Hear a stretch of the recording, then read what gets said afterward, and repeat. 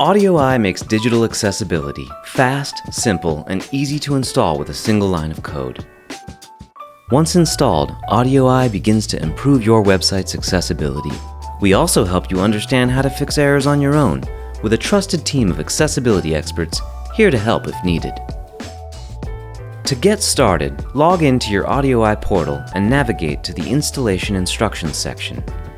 If someone else manages your website, you can send instructions directly to your developer. If you use a supported platform, you can install AudioEye directly into your site by following the written instructions.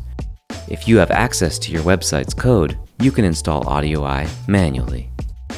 If you're installing it yourself, copy your code from the portal and paste it into an empty space within the footer tag of your website, or as directed by the platform instructions. The footer section is the same location where you typically install JavaScript snippets from other major partners, such as Facebook and Google. You can check to see it's working by visiting your dashboard. It will indicate when AudioEye is active on your site and begin populating with data within minutes of installation.